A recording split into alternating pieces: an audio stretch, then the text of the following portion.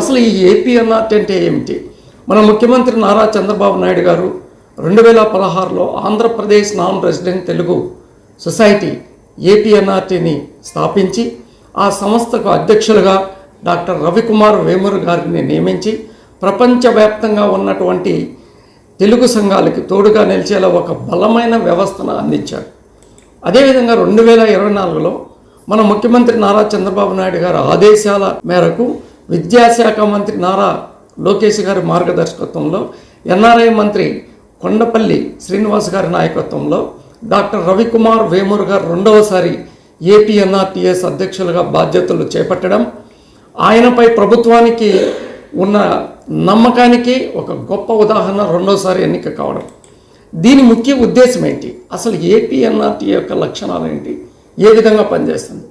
విదేశాల్లో ఉన్నటువంటి ఎన్ఆర్ఐలకు సమస్య వచ్చినప్పుడు ఎవరిని సంప్రదించాలి, ఎలా సహాయం పొందాలి, అదేవిధంగా ప్రభుత్వానికి ఎలా చేరుకోవాలి, ప్రవాసాంధ్రుల గ్రీవెన్సులకు ట్రాకింగ్ ఫాలో అప్ కోఆర్డినేషన్స్ ద్వారా ప్రభుత్వ స్థాయిలో పరిష్కారం అందించే అధికారిక సంస్థ ఒకటి ఉండాలనే ఉద్దేశంతో ఈ ఏపీఎన్ఆర్టీ అనేది ముందుకు పోతుందన్నమాట. ఒక సమస్య వచ్చినప్పుడు ఆ సమస్యను ఎవరు ఫాలో అప్ చేయాలి, ఎంతవరకు వచ్చింది, ఏ విధంగా పనిచేస్తుంది, దానిని ఏ స్థాయిలో దాని యొక్క ముగింపు ఉంటుంది. ట్రాకింగ్ లేకపోతే ఫైల్ కనిపించదు, ఫాలో అప్ లేకపోతే గ్రీవెన్స్ చచ్చిపోతుంది, సొల్యూషన్ లేకపోతే సిస్టమ్కి విలువ కనిపించదు. ఎప్పుడైనా ఒక ఫైల్ ఒక ఆఫీస్లో ఉన్నప్పుడు ట్రాకింగ్తో ఫైల్ కనిపిస్తుంది, ఫాలోఅప్తో సొల్యూషన్ కనిపిస్తుంది అనే ఉద్దేశంతో ఒక బలమైన వ్యవస్థను, ఒక సిస్టమ్ను మన డాక్టర్ రవికుమార్ వేమూరు గారు ఫాలోఅప్ చేపిస్తున్నారు అన్నమాట. ఒక సిస్టమ్ తయారు చేస్తున్నారు. ముఖ్యంగా గ్రీవెన్స్ను ఫైల్గా కాకుండా ఒక సమస్య ఏదైనా సరే, అది విదేశాల నుంచి రావచ్చు, ఎక్కడి నుంచైనా రావచ్చు, అది ఒక ఫైల్గా కాకుండా రెస్పాన్సిబిలిటీగా మార్చేది integrated NRI support eco system అని ఒకటి తయారు చేశారు ఆయన. ఏంటది? Integrated NRI support eco system. ఈ వ్యవస్థ ఎలా పనిచేస్తుంది, దీని నిర్మాణం ఏంటి, దీని లక్షణాలు ఏంటి, దీనివల్ల ఎన్ఆర్ఐలకు కలిగేటటువంటి ప్రయోజనం ఏంటి మీకు ఎక్స్ప్లెయిన్ చేస్తాను. గవర్నమెంట్ కోఆర్డినేషన్ లేయర్ ఒకటి, రాష్ట్ర ప్రభుత్వం, కేంద్ర ప్రభుత్వం, ఎన్ఆర్ఐ శాఖలు, విధానాలు, పాలసీస్ మరియు సంక్షేమ పథకాలు రూపొందించడం ఇవన్నీ గవర్నమెంట్ లేయర్లో ఉంటాయి. నెక్స్ట్ వచ్చేసి ఇన్స్టిట్యూషనల్ సపోర్ట్ లేయర్. ఈ లేయర్ కింద ఎన్ఆర్ఐ సంస్థలు, ఎంబసీలు, కౌన్సిలేట్లు, ప్రవాస సేవా సంస్థ, వీటి ద్వారా ఎన్ఆర్ఐకి అధికారిక సహాయం అందేటటువంటి ఏర్పాట్లు ఉంటాయి. మూడోది community and association network layer. ఈ లేయర్ కింద ప్రవాస సంఘాలు, స్థానిక తెలుగు మరియు భారతీయ ఆంధ్రప్రదేశ్ సంఘాలు, వాలంటరీ నెట్వర్క్, అత్యవసర పరిస్థితుల్లో స్థానికంగా వెంటనే సహాయం అందించే వ్యవస్థలు ఉంటాయి. 4 డిజిటల్ అండ్ టెక్నాలజీ ప్లాట్ఫామ్స్. ఈ లేయర్ కింద mobile app, web portal, grievance registration, help line numbers, service tracking. ఈ డిజిటల్ ప్లాట్ఫామ్ ద్వారా ఎన్ఆర్ఐకి తమ సమస్యలను నమోదు చేసే సేవలను పొందగలుగుతారు. 5వది వచ్చేసి సర్వీస్ డెలివరీ లేయర్. ఇక్కడ ప్రత్యక్ష సేవలు ఇక్కడి నుంచి స్టార్ట్ అవుతాయి. ఒకటి ఎమర్జెన్సీ అసిస్టెన్స్, ఒకటి లీగల్ సపోర్ట్, ఒకటి ఎంప్లాయ్మెంట్ ప్రొటెక్షన్, ఒకటి అదేవిధంగా ఇన్సూరెన్స్ అండ్ వెల్ఫేర్, ఒకటి ఇన్వెస్ట్మెంట్ ఆపర్చునిటీసు, రిపాట్రియేషన్ అసిస్టెన్స్.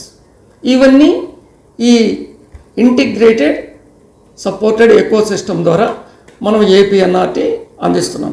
ఇక్కడ ఇంకోటి ఏంటంటే హెల్ప్ లైన్ ఒకటి మెయిన్ రోల్ పోషిస్తుంటుంది.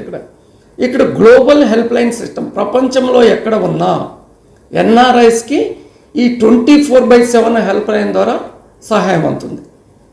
ఎక్కడ ఏ దేశంలో ఉన్నా 24/7. అదేవిధంగా డిజిటల్ సర్వీస్ ప్లాట్ఫామ్లో వెబ్ పోర్టల్ ద్వారా గ్రీవెన్స్ నమోదు, సివిల్ ట్రాకింగ్. ఇప్పుడు మీరు అమెరికాలో ఉంటారు, గల్ఫ్లో ఉంటారు, ఇక్కడికి వచ్చి మీ గ్రీవెన్స్ను మీరు రిజిస్టర్ చేసుకోవాలంటే కష్టం.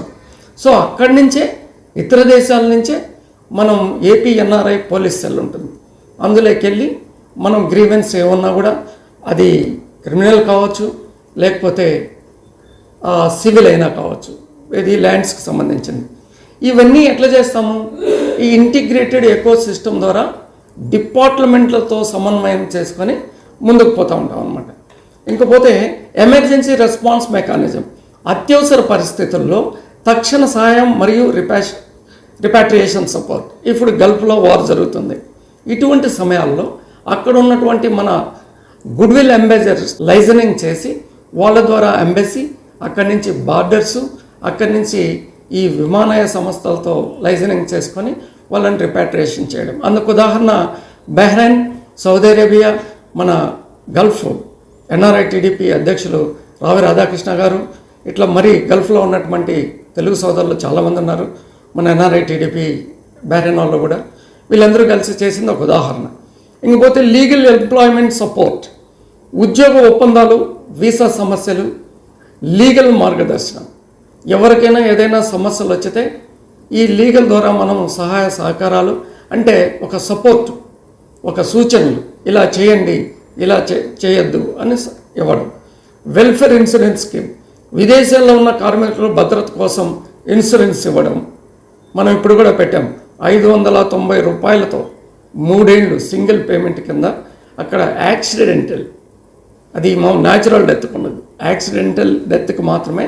కమ్యూనిటీ వాలంటరీ నెట్వర్క్, ప్రవాస సంఘాలు మరియు వాలంటీర్ల ద్వారా స్థానిక సహాయం. అదేవిధంగా embassy and consulate coordination. A issue వచ్చినా ఫస్ట్ ఆఫ్ ఆల్ మనం డిపార్ట్మెంట్ టు డిపార్ట్మెంట్ ద్వారా ఈ సమస్యలు సాల్వ్ చేసేదానికి ఏపీఎన్ఆర్టీ లైసెన్సింగ్ చేస్తుంది అన్నమాట.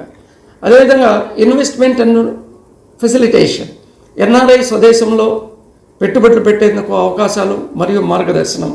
ఏ డిపార్ట్మెంట్తో మీరు సంప్రదించాలి, ఎవరితో మాట్లాడాలి, ఎలాంటి పెట్టుబడులు, అవన్నీ ఎన్ఆర్టీ సూచనలు, సలహాలు ఎవరైనా ఇన్వెస్ట్మెంట్ చేయాలనుకుంటే వాళ్ళకి ఇస్తుంది.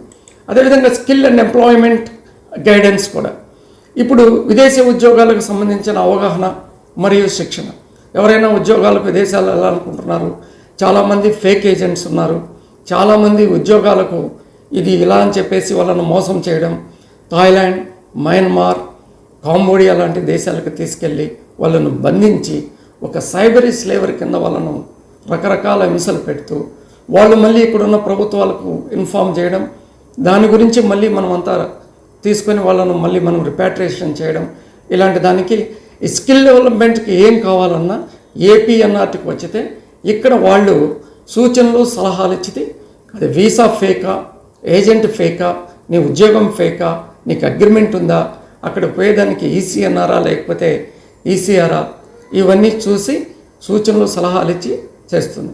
ఉదాహరణకి ఎవరైనా విదేశాలకు పోవాలనుకున్నప్పుడు అక్కడికి పోయిన తర్వాత ప్రాబ్లమ్స్ ఉన్నప్పుడు మీ దగ్గర వీసా ఉందా, లేదు, ఆధార్ కార్డు ఉందా, లేదు, పోనీ పాస్పోర్ట్ ఉందా, లేదు. ఎందుకంటే ఈ డాక్యుమెంట్స్ అన్నీ అక్కడున్న సంస్థలు తీసుకున్నప్పుడు వాళ్ళని మనం రిపాట్రియేషన్ చేయాలి. ఎలా చేయాలి? అటువంటప్పుడు ఏం చేస్తాం? మీరు వెళ్ళే ముందు ఈ డాక్యుమెంట్స్ అన్నీ ఒక కాపీ ఇంట్లో ఇవ్వడమా, లేదా ఏపీఎన్ఆర్టీకి వచ్చినప్పుడు అక్కడ సభ్యత్వంతో మీరు రిజిస్ట్రేషన్ అయితే మీ డీటెయిల్స్ అన్నీ ఇక్కడ ఉంటాయి. ఏదన్నా అనుకోని దుర్ఘటన, సమస్యలు ఏదైనా జరిగినప్పుడు వాళ్ళను మనం ఈజీగా మనకున్న ఇన్ఫర్మేషన్ను పట్టి మన స్వదేశానికి తీసుకురావచ్చు.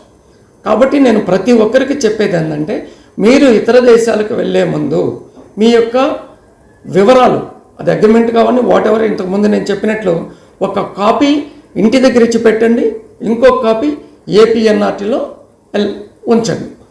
కల్చరల్ అండ్ సోషల్ కనెక్టివిటీ, ప్రపంచవ్యాప్తంగా తమ రాష్ట్రంతో అనుసంధానం చేయడం, కల్చరల్ యాక్టివిటీసు, అదే సోషల్ యాక్టివిటీస్ ఇవన్నీ ఉన్నాయి. ఇది కూడా ఎన్ఆర్టీ, అందులో మనకు కూడా ఇక్కడ భాగస్వామ్యం ఉంది. నేను చెప్పేది మోస్ట్లీ గల్ఫ్లో ఏ సమస్యలు ఉన్నా ఎవ్వరు కూడా ఎక్కడంటే అక్కడ తిరగద్దు. ప్రభుత్వాలు అదేవిధంగా అక్కడ ఉన్నటువంటి ఎంబసీలు ఇచ్చినటువంటి అడ్వైజరీ నోట్స్ ప్రకారం మనం నడుచుకోవాల్సినటువంటి పరిస్థితి ఉంది. పరిస్థితి ఏది కూడా ప్రస్తుతానికి సామాన్య స్థితిలో లేదు. కాబట్టి ప్రతి ఒక్కరు కూడా ఇండల్లో ఉండడం మంచిది.